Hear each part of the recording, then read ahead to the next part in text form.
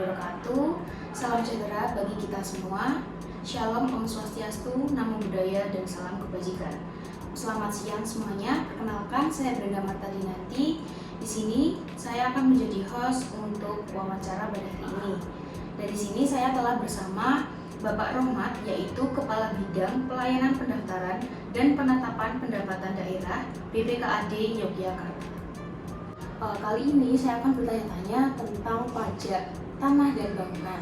Nah, Bapak, izinkan saya bertanya. Untuk yang pertama, bagaimana sih Pak strategi dan juga kebijakan yang dilakukan BKAD dalam meningkatkan penerimaan pajak atas tanah dan bangunan? Jadi untuk peningkatan pajak bumi bangunan pajak atas tanah dan bangunan itu ada beberapa. Yang pertama, kami melakukan namanya pemutahiran data. Pemutahiran data itu kita memperbaiki data di satu wilayah yang sudah beberapa tahun tidak pernah diupdate, sehingga nanti hasilnya bisa mutakhir atau sesuai dengan kondisi sebenarnya.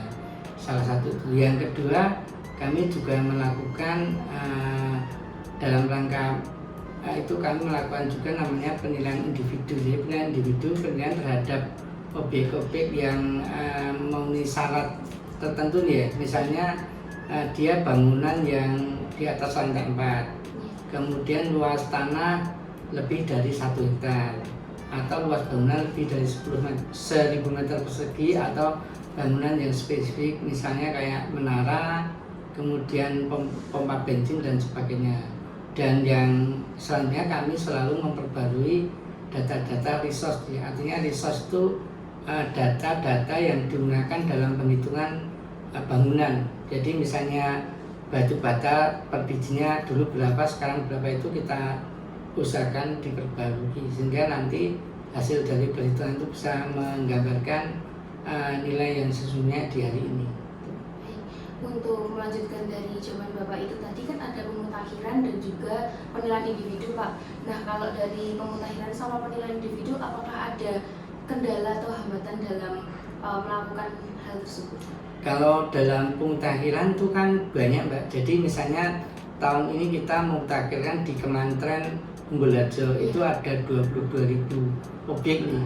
Nah, itu tentu kan melibatkan banyak pihak, karena kami juga tidak sendirian. Artinya kami dalam mensurvei itu bekerja sama dengan surveyor yang kami ambil dari masyarakat.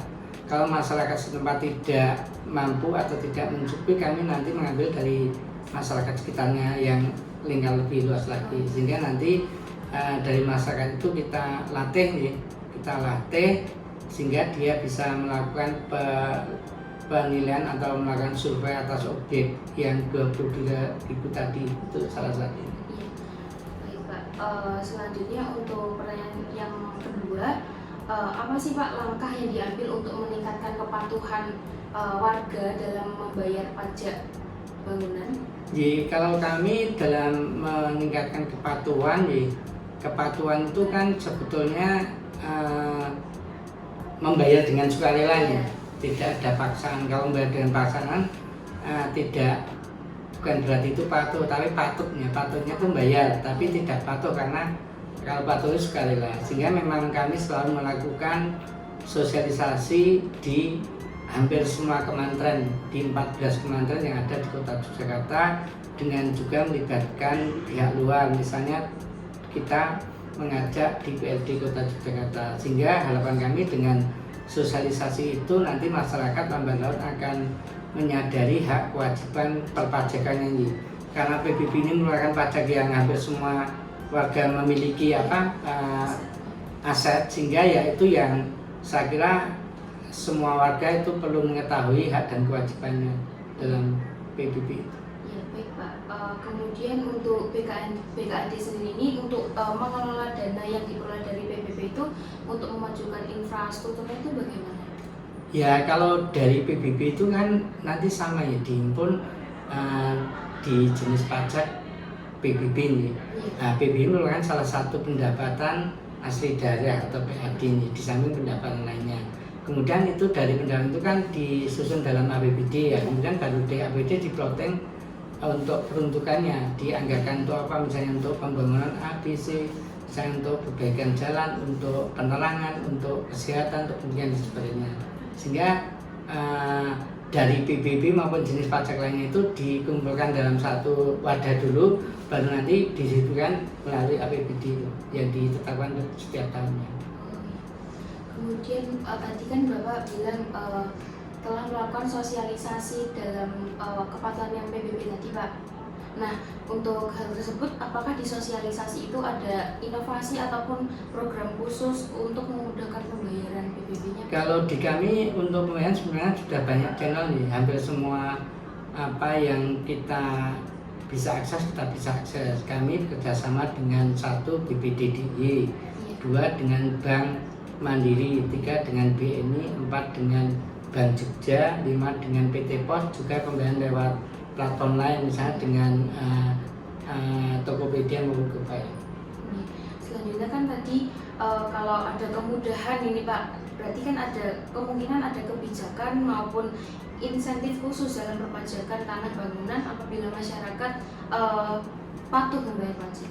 Jadi kami tiap awal tahun itu ada namanya pekan panutan, pekan panutan pembayaran PBB terhadap objek-objek yang mau membayar lebih awal. Nah, nanti di situ nanti ada rewardnya pertama itu dia akan dapat potongan secara otomatis 5% sing tahun kemarin.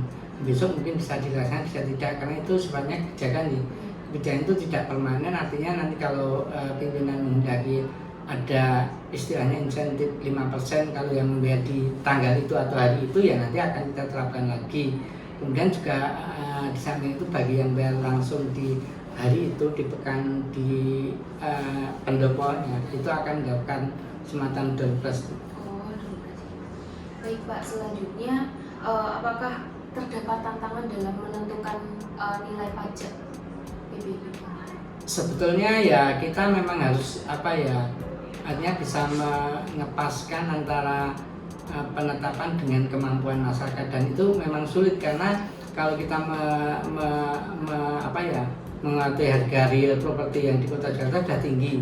Kalau kita terapkan apa adanya nanti mesti ada gejolak, artinya ada kebayaran dari masyarakat, sehingga dalam penerapan itu kita menggunakan stimulus nih.